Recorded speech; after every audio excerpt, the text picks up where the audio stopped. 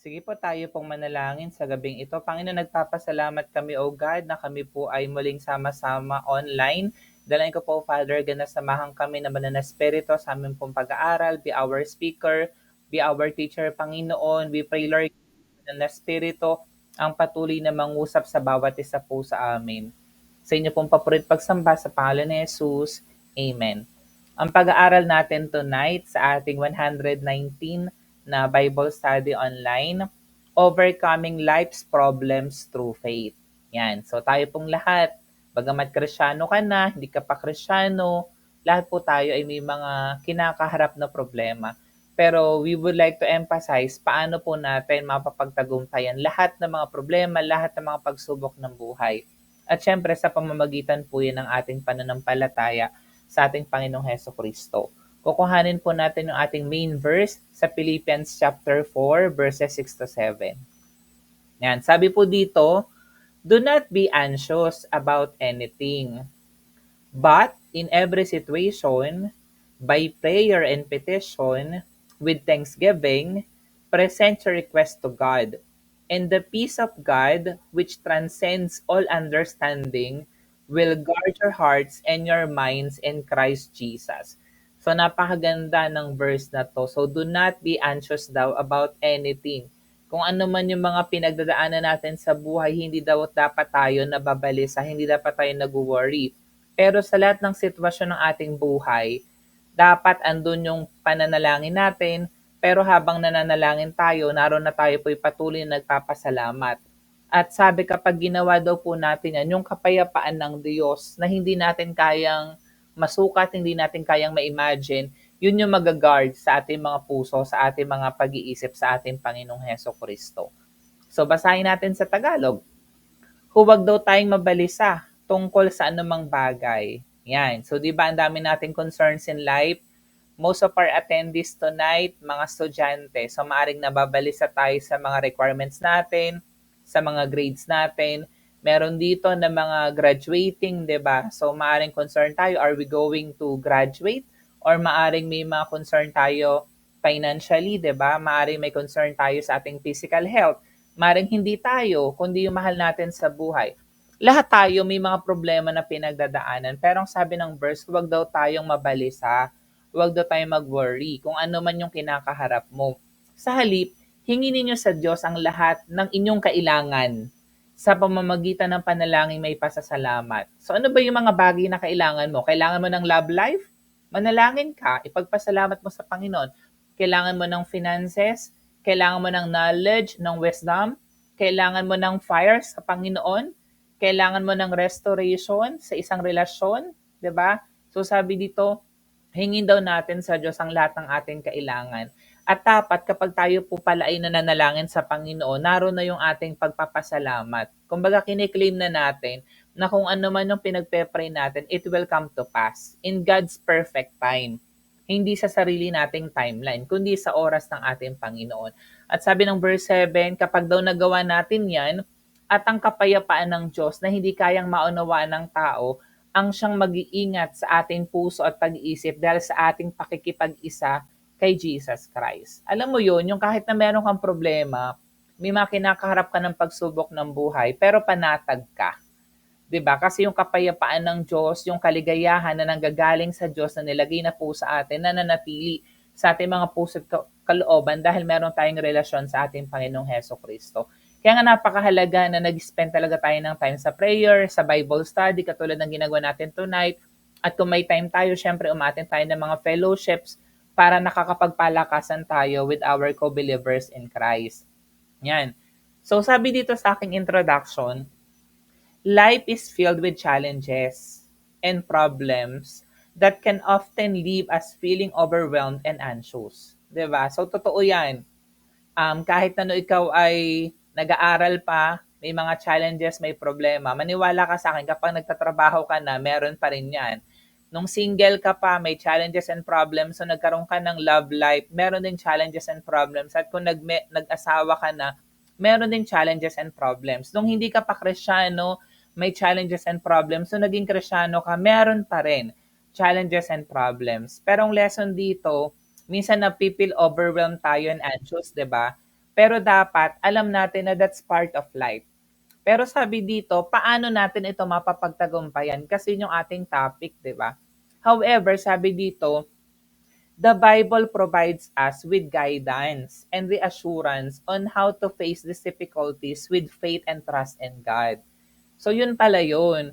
So kahit na tayo ay naharap sa maraming mga pagsubok at problema ng buhay, pero yung salita ng Diyos, binibigyan pala tayo ng guide, binibigyan pala tayo ng assurance kung paano natin mapapagtagumpayan lahat ng pagsubok ng buhay.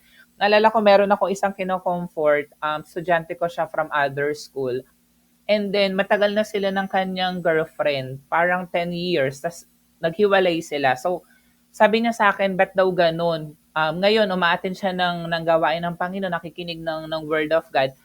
Pero parang hindi pa rin niya nakikita na nagiging okay siya. Sabi ko sa kanya, magtiwala ka lang. Keep trusting the Lord. Kasi yung salita ng Diyos, siya naman talaga yung mag-guide sa atin. And then kapag habang nakikinig siya ng salita ng Diyos, sabi niya, naku-comfort daw siya ng Word of God. So, very powerful talaga yung salita ng Diyos. So, the Word of God can help us para ma-overcome natin kung ano man yung mga difficulties na kinakaharap natin. At syempre, dapat andun yung ating pananampalataya. Andun yung ating tiwala sa Panginoon. 'Di ba? Sabi nga, minsan kasi masyado tayong nagtitiwala sa sarili nating diskarte, sa sarili nating gustong gawin. Pero kailangan nagtitiwala tayo sa gusto ng Lord na ipagawa sa bawat isa po sa atin at manatili tayo sa pananampalatayang iyon. Yung verse na binasa natin, ang nagsulat niyan si Pablo. He encourages believers, tayo yon, to turn to prayer and gratitude. Every time pala na may mga problema ka, anong dapat ginagawa daw natin? Dapat to tayo pa inananalangin at patuloy na nagpapasalamat sa Diyos. Ganda nga ng aming topic kanina Life of Thanksgiving. Kaya yung lineup ng songs namin, related talaga sa mga pagpapasalamat sa ating Panginoon. So dapat sa ating pag-worship, sa ating pag-pray, patuloy tayo nagpapasalamat sa kagandahang loob ng Diyos. Kasi ang daming blessings ng Lord na binigay po sa ating. All we have to do is palagi po nating alalahanin ang ginawa ng Lord, promising that God's peace will guard our hearts and minds. So yung study po natin tonight will explore practical ways on how we could overcome life's problems sa pamamagitan ng pananampalataya. Point number 1, turn to prayer. So this is basic. Kahit nasaan ka, kahit nagda-drive ka, kahit nagbibiyahe ka, naglalakad ka, nasa CR ka, nasa kwarto ka, nag-travel ka, whatsoever, turn to prayer. Masaya ka, malungkot ka, nag-fail ka, naging successful ka, turn to prayer.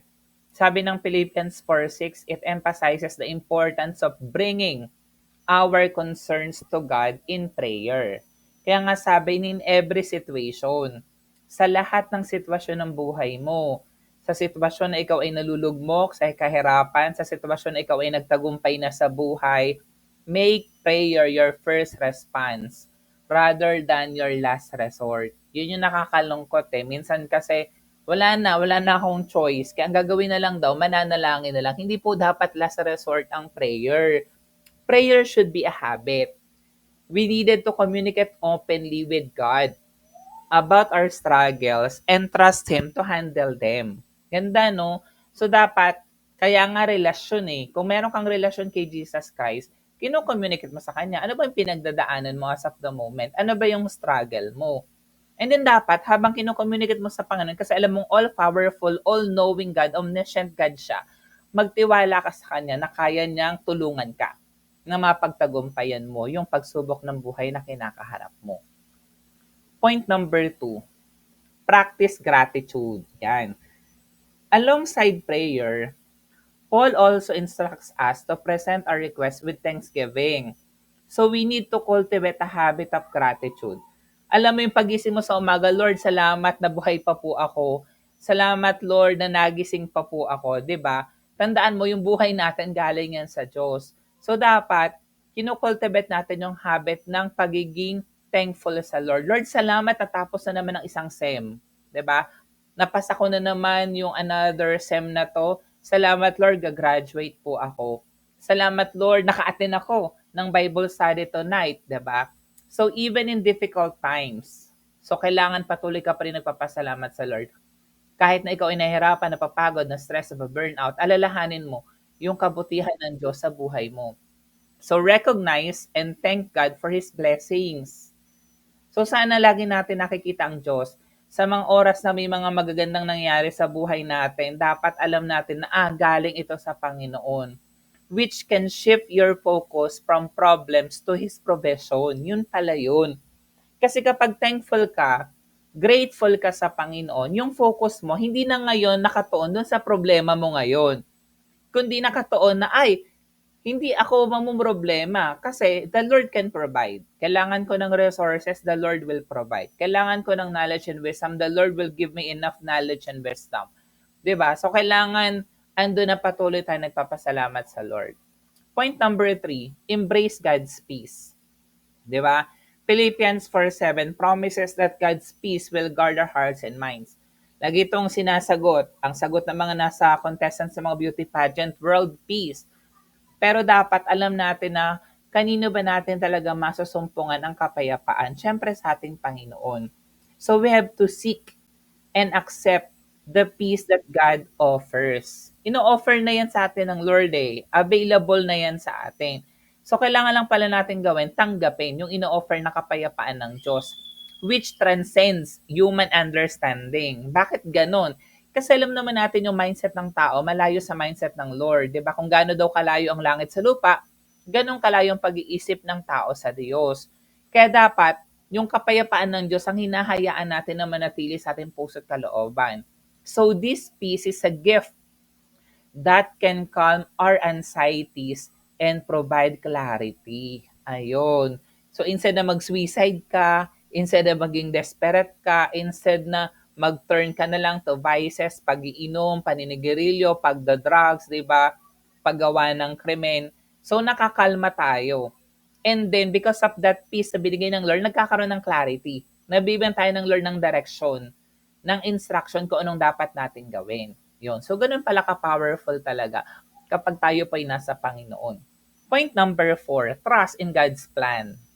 Yan. So, sabi ng Jeremiah 29 verse 11, it reminds us of God's good plans for our lives. Diba? Basahin ko muna. Sapagkat batid kong lubos sa mga plano ko para sa inyo. O, batid nino ng Panginoon, mga planong hindi ninyo ikakasama. Kapag may nangyari sa ating hindi maganda, hindi po yung kalooban ng Lord, kundi para sa inyong ikabubuti. Kasi malinaw sinabi ng Lord, ang plano ng Lord hindi sa ating ikakasama, kundi para sa ating ikakabuti. Ito yung mga plano magdudulot sa atin ng kinabukasang punong-puno ng pag-asa.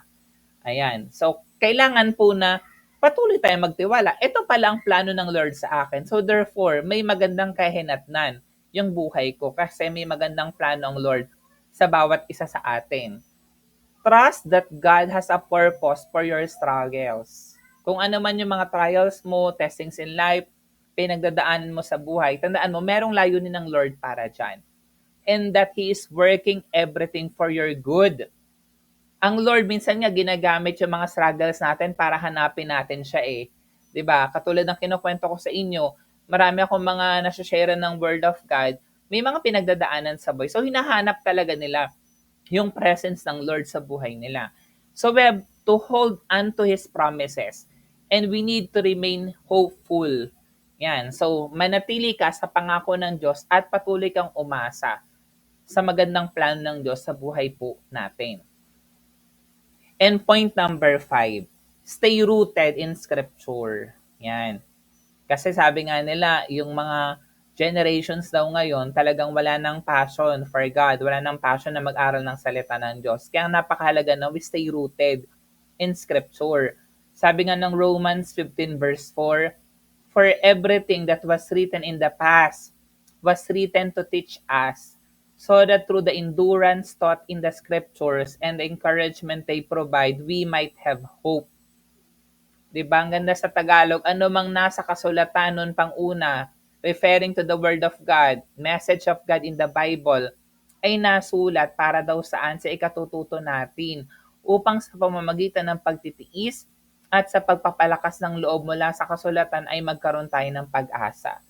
Kaya nga, buklatin mo yung Bible. Kung wala kang physical Bible, i-download mo. sa yung cellphone, yung Bible app, or pwedeng i-search mo rin sa Google. Yan. So, mahalaga na nag-aaral tayo ng salita ng Diyos at pinangahawakan natin yung mga salita ng Diyos na ating napapakinggan. So, yung point nito, we have to regularly read. We have to regularly meditate on God's Word. Hindi lang natin binabasa katulad ng mga comics, di ba? Kasi knowledge lang yun. Kailangan ninanamnam natin yung mga salita ng Diyos na ating napapakinggan. Dapat isinasabuhay po natin, ina-apply po natin yung nababasa po natin. The Bible, again, is a source of strength and encouragement that can guide us through life's challenges. Yan. So, napakaganda. Every time na may mga problema ka sa buhay, so aside from umatin tayo ng Bible study, that's good, umatin tayo ng fellowship, dapat nagbabasa rin tayo ng salita ng Diyos, nananalangin po tayo. So, yung ating conclusion, so life's problems can be daunting. So, hindi ko sinasabi na merong maliit, may malaking problema, pero alam ko na talagang challenging. Minsan, iba-iba tayo ng pagsubok ng buhay. But God's Word provides us with the tools to overcome them. Yun yung lagi mong tatandaan. Kahit na sa tingin mo, napakabigat ng problema mo, kung ano man ang pinagdadaanan mo, tandaan mo, the Lord will always provide us the tools that we needed. Sabi nga, hindi niya tayo bibigyan ng pagsubok nang hindi natin makakaya. Bagkus pagdating niya ng pagsubok, bibigyan niya tayo ng lakas upang mapagtagumpayan yun, di ba? By turning to prayer, yung binanggit natin ng point number 1, practicing gratitude, being thankful to God, point number 2, embracing God's peace, tanggapin natin yung kapayapaan ng Diyos, point number 3, trusting in His plan, point number 4, and point number 5, staying rooted in Scripture, we can navigate our challenges with faith and confidence. Yan. So, ano po yung ating application? So, 5 nilagay ko dito. So, sana we begin our day with prayer. And then we present our worries and requests to God. So, pwedeng simulan mo mamayang gabi before you sleep. Mag-pray ka.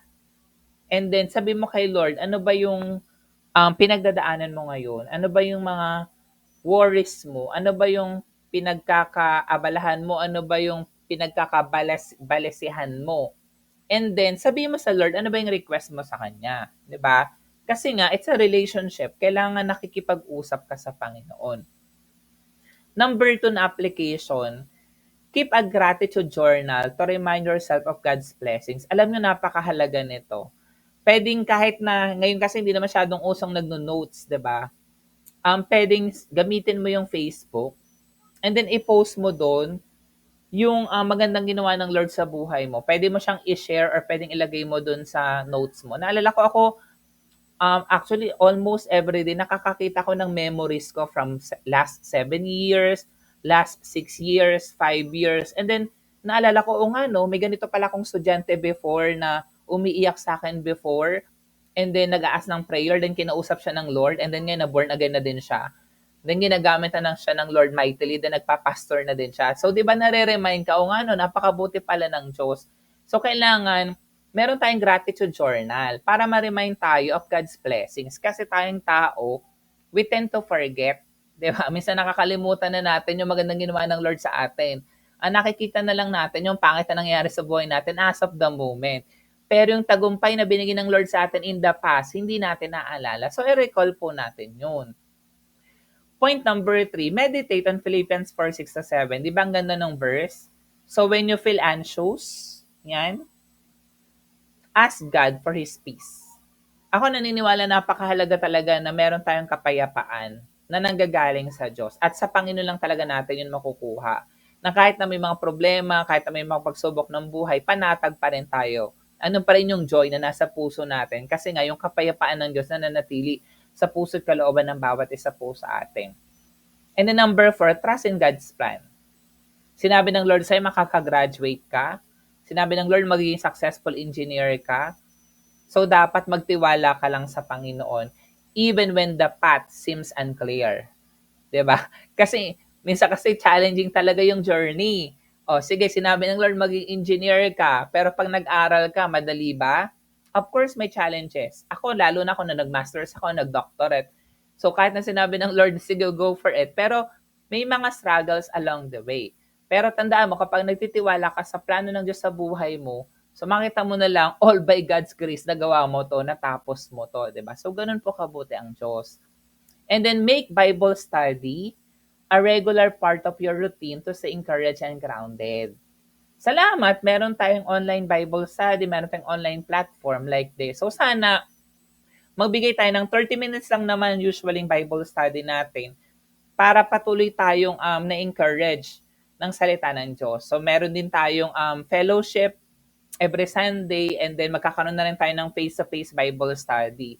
So hopefully magbigay tayo ng time para sa Panginoon, para lalo pa tayong lumago. So ito po yung challenge question na gusto kong iwan sa atin tonight before we close. Gusto ko mamayang gabi mag-reflect ka. Reflect on a recent problem or a recent challenge you faced. Ano ba yung pinaka-recent na problema mo ngayon or challenge na kinaharap mo ngayon? Yung ba yung munti ka nang bumaksak? Yun na ba yung munti ka nang hindi makapasa ng defense, hindi ka na makakagraduate? Yung ba yung iniwang ka ng mahal mo sa buhay? Yung ba yung nagkaroon ka ng matining sakit at karamdaman? Yung ba yung nagkaroon ka ng financial loss? 'Di ba? So, how did you handle it? Paano?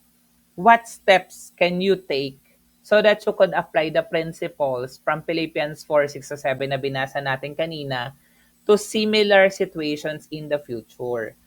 Kasi maaring nahirapan ka in the past, pero dahil natutunan mo ito tonight, so paano mo ngayon i-handle yung same situations na pwede mo makaharap in the future? Tayo pong manalangin, Panginoon, salamat o God na kami po ay tinuruan nyo tonight on how we could overcome life's problems sa pamamagitan ng aming pananampalataya sa inyo.